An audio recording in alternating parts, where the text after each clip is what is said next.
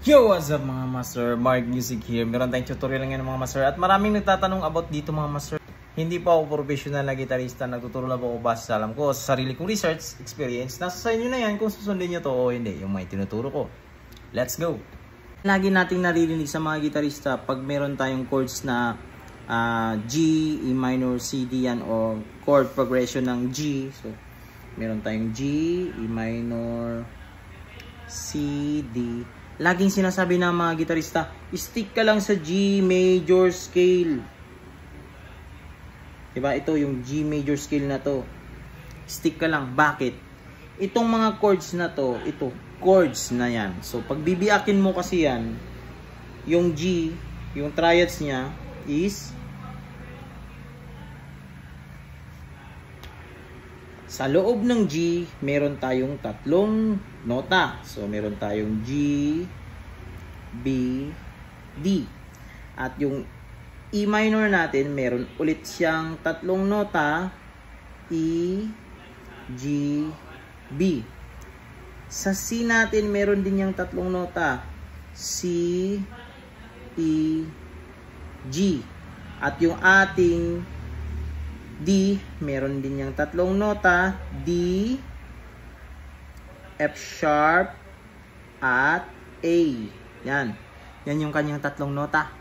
Take note mga master, bakit sinabi nilang stick ka lang sa G major scale? Ito yung G major scale mga master. G, A, B, C, D, E, F sharp. Yan. G major scale. Yan yung G major scale. So, kung nakikita nyo mga master, yan nagkakakunik-kunik. Ito, meron dyan. Tapos ito, meron dyan.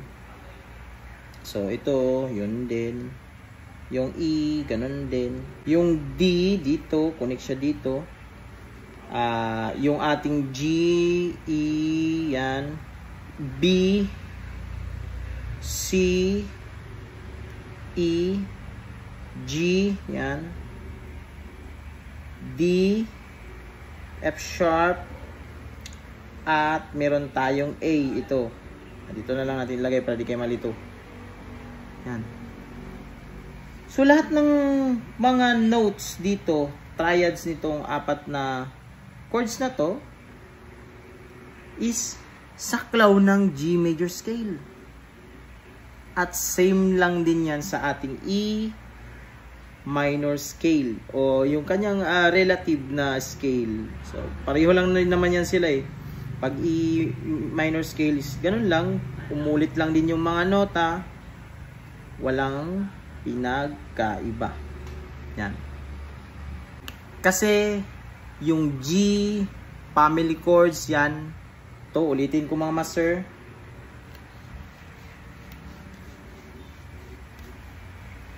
para mas klarado pa talaga sa inyo mga master, isulat ko dito yung G family chords. G, A minor, B minor, C, D, E, E minor yan at saka F sharp diminish. Ang mga nota dyan sa kanila sa loob is meron tayong G, B, D. Din ito sa ating A minor, meron tayong A, C, E. B minor natin, meron tayong B, G, F sharp. Sa C natin, meron tayong C, E, G. D natin, meron tayong D, F sharp, A, E minor natin, yan, dito ko na lang ilagay. So, meron tayong E, G, B.